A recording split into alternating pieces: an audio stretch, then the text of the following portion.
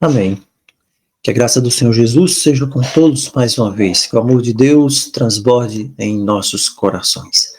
Dando continuidade ainda sobre o casaco problemático de José, dentro desta série Preparação para a Crise Final, nós vamos hoje dar um passo a mais, vamos dar um passo adiante. Em Mateus capítulo 24, versículo 10, o Senhor Jesus nos disse que quando a crise se aproxima do povo de Deus, quando a crise se aproximar do povo de Deus, muitos se ofenderão e trairão uns aos outros e odiarão uns aos outros. A vida de José é uma lição para aquelas pessoas que vivem nos últimos dias. Então, a vida de José é uma lição para nós que vivemos nos tempos finais. Cristo nos avisou que nós seríamos traídos. Você está preparado para ser traído? Antes de entender ou de responder a esta pergunta sobre traição, e geralmente quando se fala em traição, se pensa em relacionamentos amorosos. Essa palavra tem sido bastante utilizada para se referir aos relacionamentos amorosos, traição. Mas traição envolve muito mais do que isso. O que seria traição? O que é traição? Bem, para que nós pudéssemos definir traição, nós precisamos entender onde ela geralmente ocorre. Traição é o abuso de confiança.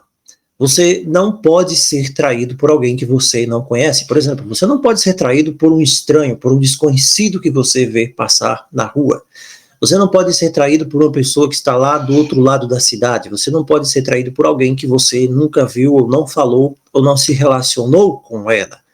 Então, você não pode ser traído por alguém estranho. Você não pode ser traído pelo seu inimigo.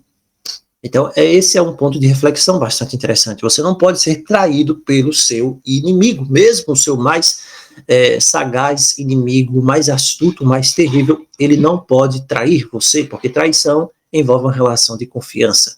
Você pode ser atacado por ele, você pode ser agredido por ele, machucado ou morto, mas você não poderá ser traído.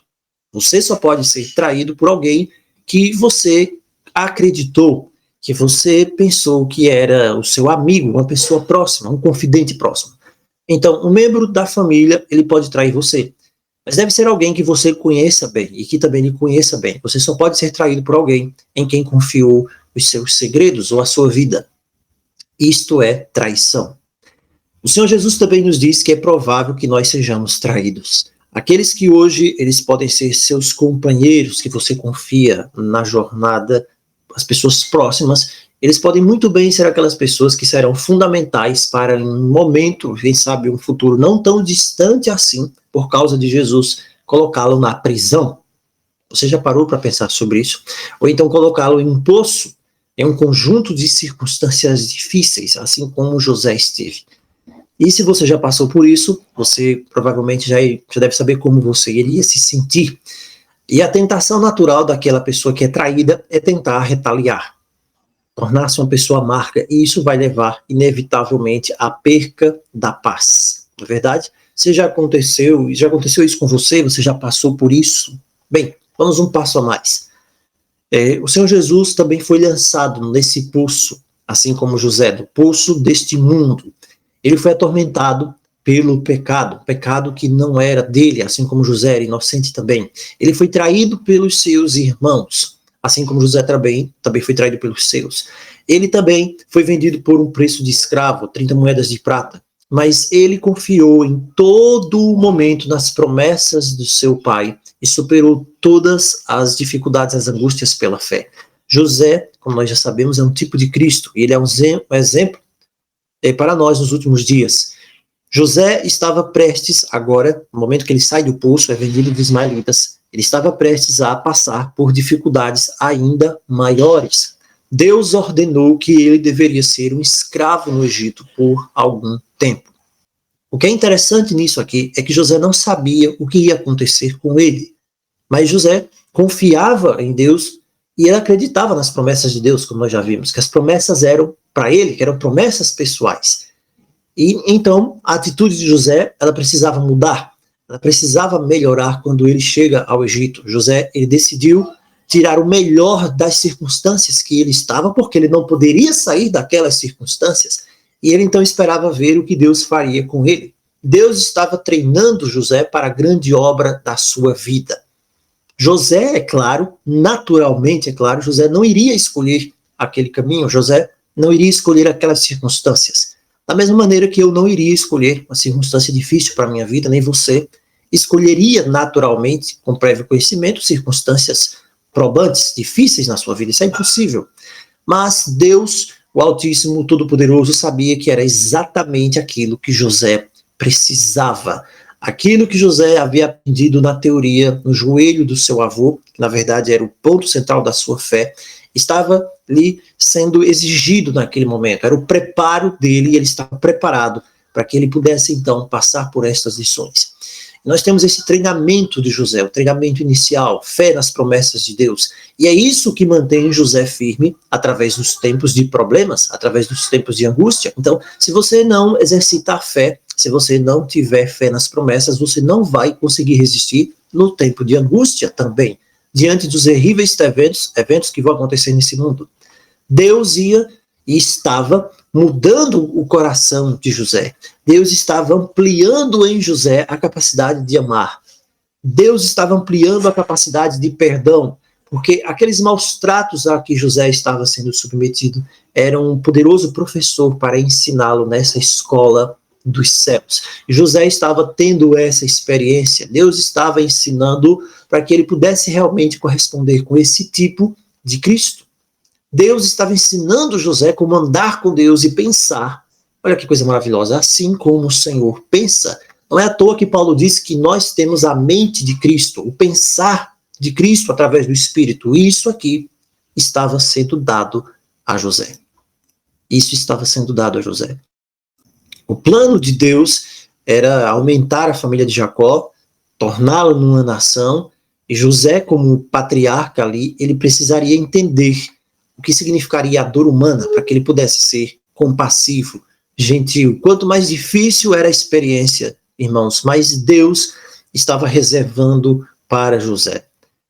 Nós precisamos entender que ninguém pode frustrar os planos de Deus. Nós não podemos frustrar os planos de Deus. Se Deus determinou alguma coisa para a sua vida, ninguém vai frustrar isso, ninguém vai atrapalhar isso, ninguém vai impedir isso, ninguém vai atrapalhar isso, ninguém vai retardar isso.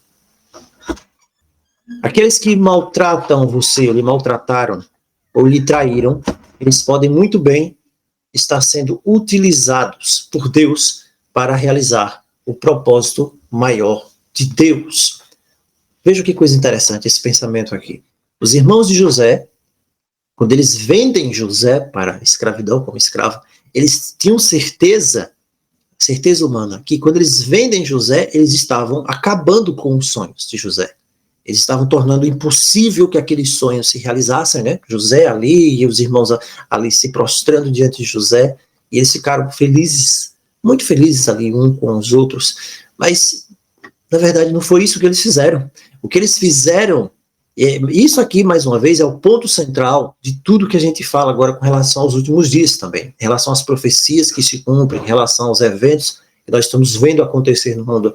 O homem pode pensar que está fazendo, que está acontecendo, que está determinando, que está criando, que está tendo controle de todas as coisas. Na verdade, não está. Não está. Nós já falamos isso aqui uma vez, umas duas vezes, não sei, e vamos falar de novo, e fica claro aqui. Os irmãos de José pensam que estão controlando as coisas, acabando ali com os sonhos de José, e venderam para a escravidão, 20 anos sem ver mais ele, mas na verdade eles estão cumprindo propósitos de Deus e eles não sabem disso. E o que eles estão fazendo é empurrar o seu irmão um passo a mais em direção ao cumprimento do plano de Deus, porque Deus assim determinou, só que eles não sabem disso. Eles só vieram aprender isso 20 anos depois. E os irmãos de José pensaram que estavam ensinando a lição a José, de uma vez por todas, mas Deus tira José dali, sozinho, coloca para longe dos irmãos. Tudo isso é um plano de Deus, um cumprimento do plano de Deus, para que depois Deus, através de José, pudesse ensinar lições para eles. Então Deus planeja trazer os irmãos de José para o Egito, para que eles possam ver o que Deus então havia feito com José. Olha que coisa tremenda isso aqui.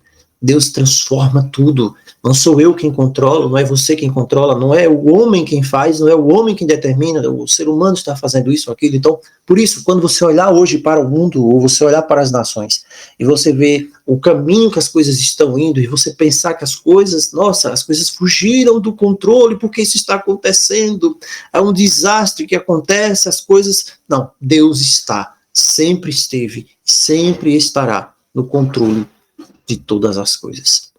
Os irmãos de José, eles tinham seus planos. O Rúben pensou que ia salvar José, de ser morto, libertá-lo para ir para casa. Judá pensou, não, vamos mandar José embora, mandá-lo para a escravidão. Mas Deus tinha planos. O plano de Deus, pegar toda essa bagunça maligna, essa complicação toda aqui, esses planos conflitantes e fazer a sua vontade. Deus planeja em todo tempo. Deus planeja usar os tempos difíceis que você passa na sua vida, que nós passamos aqui, ou que nós passaremos no futuro, para que nós possamos, então, cumprir o seu plano e fazer a sua vontade. O que chocou os irmãos, mais do que tudo, foi o que Deus fez com José. Não foi o plano de Rúben que se cumpriu, não foi o plano de Judá que se cumpriu, não foi o plano humano que se cumpriu, mas foi o plano divino que se cumpriu. Deus resgata José, prepara José e faz a vontade dele acontecer. A mesma coisa também aconteceu com o Senhor Jesus. Ele é o Salvador do mundo, ele tornou-se o Salvador do mundo, ele foi abusado, ele foi crucificado pelo seu próprio povo. E assim como os irmãos de José ficaram chocados quando viram José ali, José se revela a eles como um grande governador, o Senhor do mundo, na verdade, na época, estes também que rejeitaram a Cristo Messias, eles ficaram chocados no último dia, quando virem no trono do universo, à direita do Altíssimo, do Todo-Poderoso. E aquelas ações deles, ao rejeitarem, ao crucificarem, foram a maneira em que Deus, o Altíssimo, usou para que milhões fossem salvos, para que eu fosse salvo, para que você seja salvo. Aquela injustiça foi que tornou-se o remédio para o pecado. Aquela injustiça, através dela, nos planos divinos, esses planos tão misteriosos, tão incompreensíveis, foi através dela que houve vida, e ele atraiu todos para si, para o Salvador. Que coisa maravilhosa. Quando José chegou ao Egito, o que é que ele encontra ali? Ele encontra um local, uma vida agitada, diferente de onde ele morava. E isso deve ter chamado bastante a atenção dele, porque José vivia uma vida tranquila como pastor ali, né, do pai ali, praticamente não tinha trabalhado, vamos dizer assim, como os outros irmãos. O Egito era uma nação bem desenvolvida na época. Quando José chega ali, os egípcios, eles já haviam construído as pirâmides, né, já tinham toda aquela engenharia, arquitetura, aquela linguagem, as leis, a agricultura, tudo isso já estava lá, basicamente desenvolvido. As cidades estavam ali cheias de pessoas, a economia estava girando, era uma cidade ali, nossa, era totalmente diferente do que José estava acostumado. Qual era o propósito de Deus para José? Levando José ali como escravo, José é levado para o mercado de escravos, então. Você imagina essa cena, então? Todos os outros escravos estão ali, são levados para ali, José está ali, está cansado, José, quem sabe, está ali olhando para baixo, porque ele está humilhado, mas havia algo diferente em José. Lembra da noite das estrelas? Muito bem, José estava em pé. José estava confiante, mas ele estava ali humilde, né? E com certeza José chamou a atenção de todos ali, do leiloeiro também. Agora eu fico imaginando a cena quando Potifar chega até ali. Por que Potifar justamente naquele dia vai ali? Será que Potifar ia todos os dias no mercado de escravos? É claro que não, claro que Potifar não ia. Potifar era um alto oficial de Faraó, e ele não estava todos os dias ali para comprar escravos, ele tinha coisas para fazer, mas naquele dia específico o Espírito de Deus havia planejado nos planos celestiais, antes da fundação do mundo, que naquele dia, naquela hora, Potifar deveria estar ali.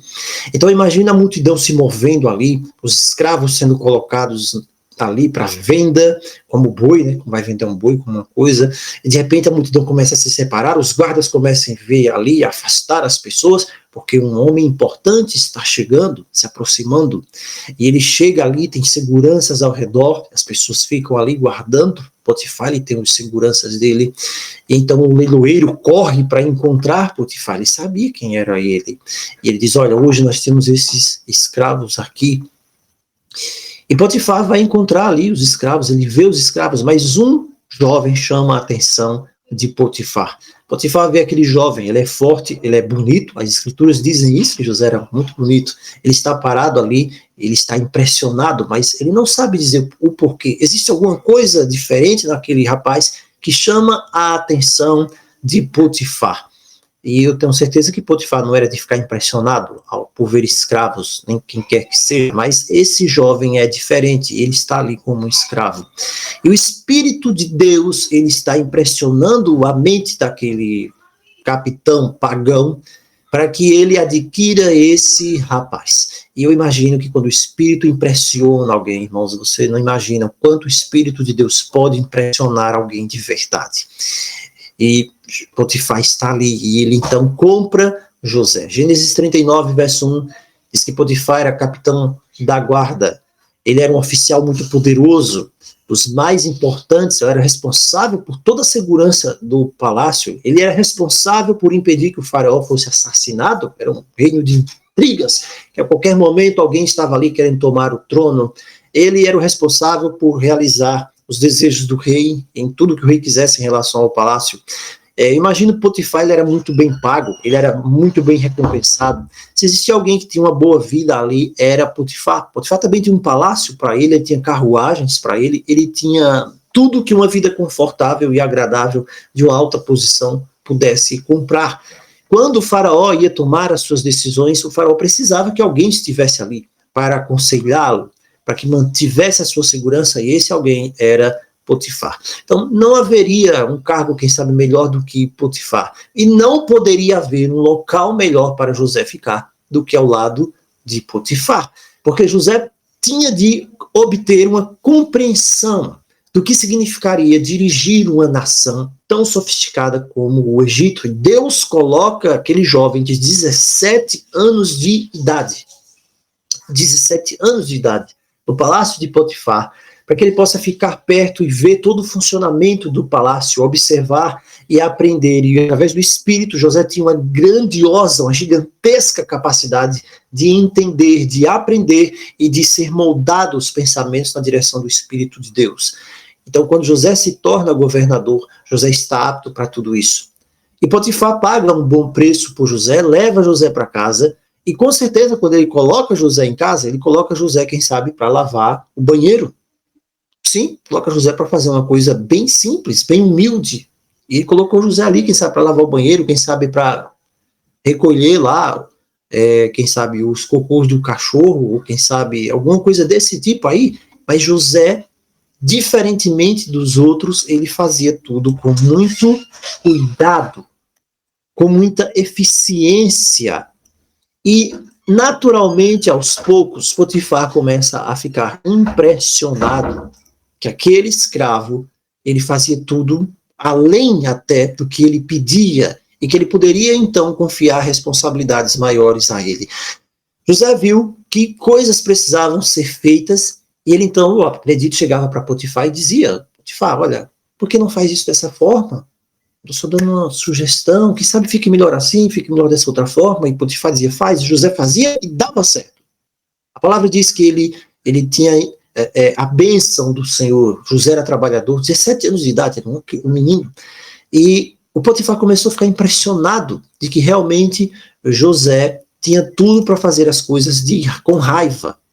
José tinha todos os motivos para fazer as coisas de má vontade, para fazer as coisas com a cara feia. Na verdade, porque José era um escravo, José não tinha salário no final do mês. Mas o que acontece aqui? Os outros escravos só faziam o que era dito e olhe lá. Mas José fazia mais, José fazia além. Ele fazia as tarefas melhor, mais completas do que os outros ali. E ele ganha a confiança de Potifar. Gênesis 39, 2 diz que o Senhor estava com José. E o Senhor transforma José, muda José. E ele é um escravo, mas ele se torna um homem próspero. Que testemunho! Você Já pensou em ter esse testemunho também sobre você? O Senhor estava com João, o Senhor estava com Maria, o Senhor é com Andréia, o Senhor é com Felipe, o Senhor é com André, e por isso você prospera. Agora, o que é prosperar? O interessante é que quando você tem Deus, você prospera. Agora, como é que José vivia então, se era um escravo ao mesmo tempo? José tinha duas vidas, é como se José tivesse duas vidas. Ele tinha uma vida ali da superfície, que era a vida de escravo, que ele estava, todo mundo podia ver, mas José também tinha uma vida secreta. Outra era a vida secreta, a vida de José. Era uma vida de comunhão com Deus dos seus pais. E aqui nós temos uma grande lição. Não importa quais sejam as nossas circunstâncias externas. No caso de José, ele estava ali numa circunstância externa bem mais difícil do que qualquer um de nós. Mas mesmo assim, José era livre nos seus corações, na sua fé, né? No seu coração. Agora, o que é que significa o prosperar aqui? Porque José era um escravo, mas ele prospera. Como é que alguém é escravo e prospera?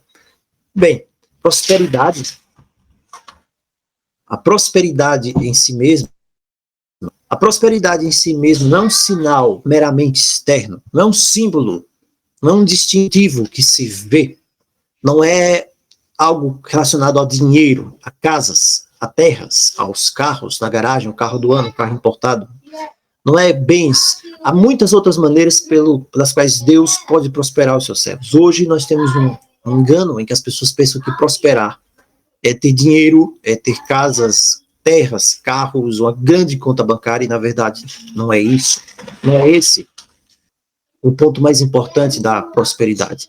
Quando Deus prospera um servo seu, ele prospera através das impressões que Deus pode colocar na mente, das sugestões do seu pensar e das suas escolhas. Deus prospera dando a resolução da vontade para que você seja nobre, para que você entenda o seu querer, para que você direcione os seus passos na direção correta, na seleção das palavras, na hora certa. Então, isso às vezes significa que Deus pode levar um servo seu ao silêncio, porque às vezes o silêncio é melhor do que as palavras. E as escolhas certas, elas são prosperar da escolha. Quando falar, às vezes é melhor do que ficar em silêncio. Então, tudo isso vem da sabedoria do alto. Deus influencia esse servo que ele faz prosperar na linguagem corporal, na forma que ele olha, naquilo que ele diz. Aquelas pessoas que estão ao redor, elas vão se sentir melhor porque elas estão ao lado daquela pessoa, daquele servo. Por isso que a palavra diz, como será abençoado o homem que teme ao Senhor, lá nos Salmos. Você já viu isso acontecer? E Deus pode fazer isso acontecer hoje? Claro que pode. Foi isso que Deus fez com José. Aquelas pessoas que vivem apenas as coisas externas, elas não têm uma prosperidade real. Mesmo que elas tenham uma grande conta bancária, que elas tenham muito dinheiro. Se um homem, ele hoje pensa que a prosperidade é apenas os bens, ele não tem prosperidade. Ele não tem sentido do que é prosperidade. A prosperidade, ela não pode ser adquirida numa instituição de aprendizado, nem está relacionado ao dinheiro. Então, José tinha uma comunhão, a outra vida que estava oculta. E ela não podia ficar totalmente oculta, por isso que ela transpassava pela bênção de Deus, e o próprio Potifar reconheceu isso. José era um escravo, mas a Bíblia diz que ele era próspero. Nenhuma circunstância ela está longe da bênção de Deus, mesmo sendo um escravo. Nenhuma circunstância pode impedir a verdadeira prosperidade que vem de Deus. Então, imagine aqui comigo, imagine que você não tem entendimento algum da Escritura, imagine que você não conhece a palavra, e imagina aqui a situação, né? José é um escravo. Pergunta, onde está a prosperidade de alguém ser um escravo?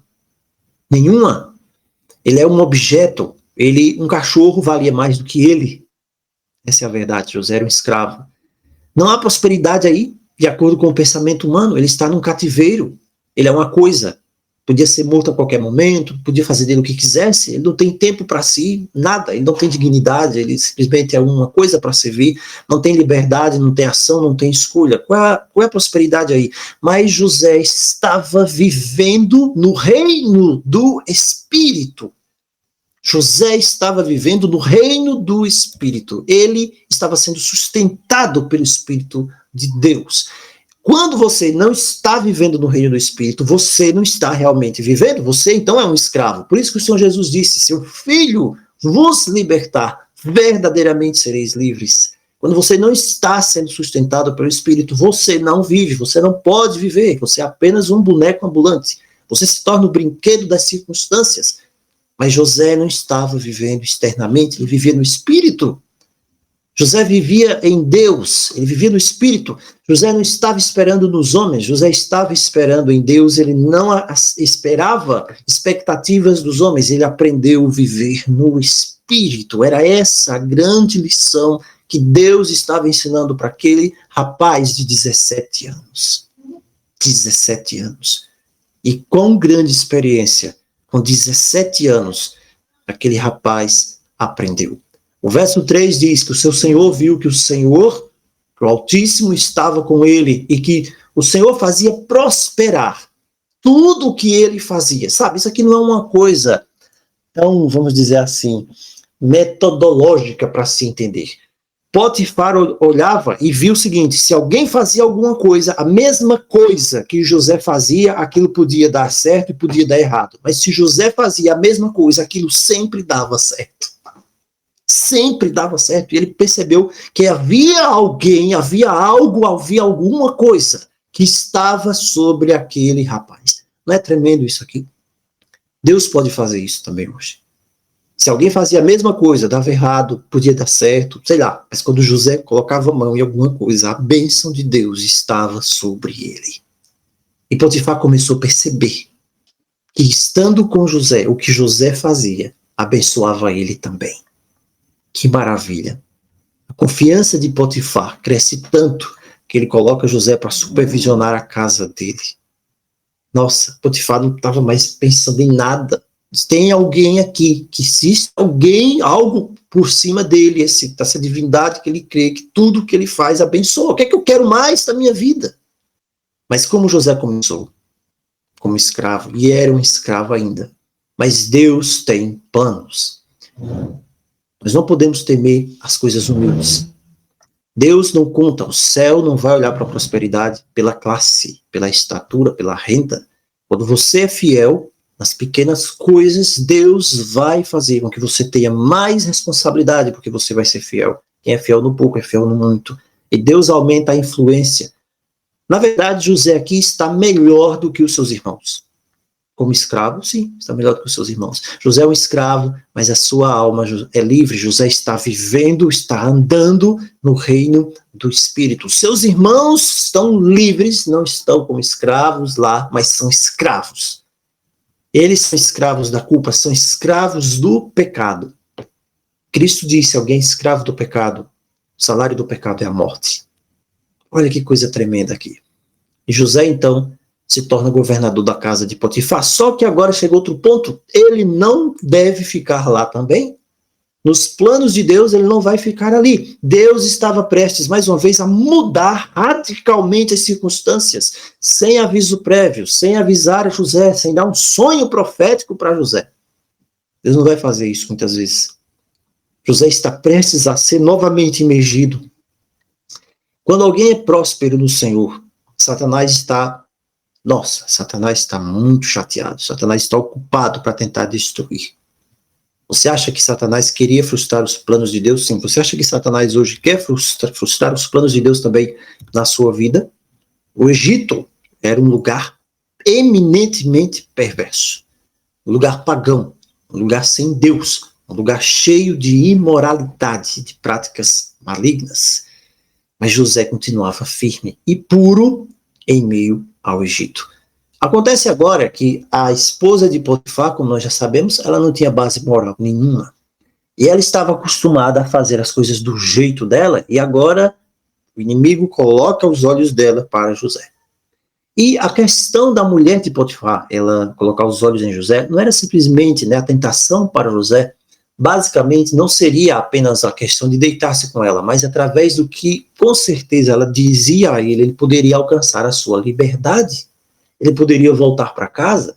Então, não era apenas uma questão carnal em si, mas havia muitas outras questões relacionadas ali. E ela diz: deite-se comigo. E ele estava em posição de escravidão. Como o escravo pode determinar alguma coisa se o próprio escravo não tem liberdade? Talvez, ela disse, você pode se tornar um homem livre, eu posso libertá-lo. Sabe, quando o pecado chega para nos tentar, embora haja o desejo da carne, sempre ele vai estar apresentando algum tipo de liberdade. Liberdade sexual, liberdade, né? Aquela pessoa que fuma as drogas ilícitas, nossa, viajando aqui, alguma coisa, tal, sempre algum tipo de liberdade em si. O pecado vai trazer esse pensamento de liberdade. Eu sei de pessoas que quando se afastaram dos caminhos do Senhor, dizem, nossa, agora está tão bom aqui porque eu tenho liberdade. Não tem aquele... Eu estava preso ali e agora eu estou livre aqui, quando é o contrário. A grande amarra do pecado é fazer alguém pensar que está livre, quando na verdade está preso. E essa foi a verdadeira tentação para José. E a mulher de Potifar, com certeza, dispensa comentários. A mulher de Potifar devia ser uma mulher muito bonita, uma mulher atraente, né? Ninguém como Potifar, numa situação daquela, estaria sem uma mulher bela ao seu lado. E ela, o que acontece? Ela pressiona José dia após dia. Que coisa, né? E os anjos, eu imagino, né? Os anjos estavam olhando para aquela cena. E a pergunta era, será que José vai ser fiel a Deus? Será que José vai suportar esse teste? José, então, tenta conversar com ela, e o verso 8 e 9 é famoso, né? Olha, seu marido me colocou o dono daqui, não sabe de nada, como cometeria eu tamanho mal e pecaria contra Deus? Esse era o cerne em todas as atitudes de José. Quando o povo de Deus nos últimos dias for acossado, quando o povo de Deus nos últimos dias for perseguido, quando o povo de Deus nos últimos dias for tentado a receber a marca da besta, olha, vai ser melhor para você, você vai ficar livre, vai ser assim também, você vai ser livre, você vai poder comprar e vender, em todo o tempo, o pensamento que virá na mente dos fiéis será esse, como eu posso fazer algo que leve-me a pecar contra Deus? José sabia o que iria acontecer com ele, José sabia muito bem o que poderia acontecer, mas José estava disposto a ser fiel. Não importava o que acontecesse, José, ele decidiu ser fiel. E ela não desiste, José evita ir na casa e ela começa a dar tempo para José e começa a inventar coisas. Um dia José vem e nós sabemos o que acontece, né? O verso 2 diz que ela pegou ali na sua roupa, no seu casaco, ele deixa lá e foge. Você viu o que aconteceu aqui? Mais uma vez, né? José foge, José é fiel. E imediatamente, quando você não aceita o pecado, Satanás agora pensa em destruir, pensa em destruição. E é isso que acontecerá mais uma vez com os fiéis remanescentes nos últimos dias, por não aceitarem pressão da besta, da marca da besta, eles fugirão. Eles continuarão fiéis a Deus. Então Satanás se decide a destruí-los, assim como a mulher de Potifar fez com José. Ela grita e toda aquela história ali precisa se espalhar. O boato precisa ser criado, se espalhar no palácio antes de Potifar voltar para casa. A mesma coisa acontece com os servos de Deus nos últimos dias. A história, a grande mentira que eles são os criminosos, são os culpados por todas as coisas, precisa ser espalhada no mundo inteiro para que então eles possam ser condenados. Ela decidiu destruir José, se ele não cedesse. Nesse tempo, um escravo podia ser, executado por qualquer coisa. Ele serviu o café, ele serviu a água. A senhora não gostou, nossa, isso é uma ofensa, executa. Executa, chamou, demorou a vir, executa. Limpou isso que eu mandei, não fez correto, executa. Sei lá, tô tão entediado, não gosto da sua cara mais, executa. Era assim. E José sai ali, ele é fiel, e ele está tão atribulado. O que aconteceria agora? Ele seria executado, ele tinha de fugir. José com certeza pensou em fugir. Nossa, vou fugir, por quê? Mas José, vou me esconder. Não se escondeu, não fugiu. José estava firme, José estava íntegro. O que ele deveria fazer? É nesse momento que José se lembra mais uma vez das promessas de Deus. Quando José se lembra das promessas, ele decide confiar em Deus. E ele decide que Deus é quem tem as coisas nas mãos. E ele não pode decidir as coisas, porque Deus já o tinha libertado. O verso 16 diz que ela coloca o casaco de José, segura o casaco de José, mais uma vez, até Potifar chegar. Você percebe o que acontece aqui? Mais uma vez, José é condenado, é ameaçado de morte, é jogado no poço, na prisão, por causa do casaco. Olha que coisa tremenda. Mais uma vez, por causa do casaco. A primeira vez, lá no casaco, com os irmãos. A segunda vez, tiram o casaco dele. Da primeira vez, tiram o casaco dele e jogam no poço. A segunda vez, tiram o casaco dele. Por causa do casaco dele, jogam ele na prisão. Sempre o casaco. Sempre o casaco. Primeiro casaco, ele está ali, erguido pelo pai, determinado pelo pai, para ser o supervisor, para ser aquele que recebe a bênção espiritual. Aqui, novamente, ele está sendo abençoado por Deus, ele está com o casaco, agora ele perde o casaco e vai para a prisão de novo. Que coisa tremenda, não é verdade?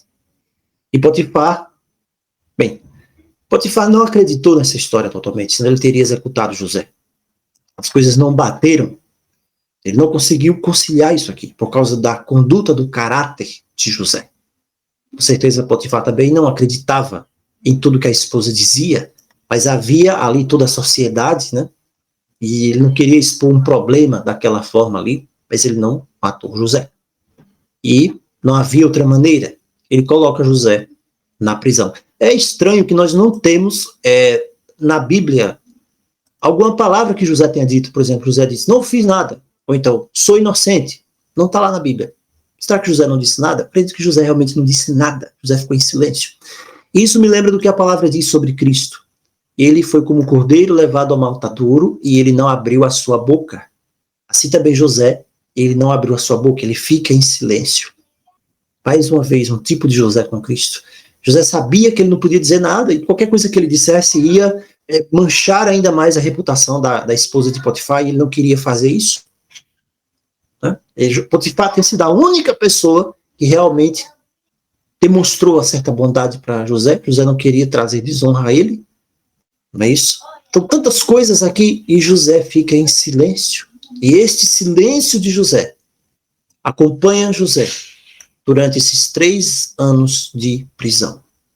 José leva o nome de ingrato, de traidor, mais uma vez, leva toda aquela punição por causa de Potifar.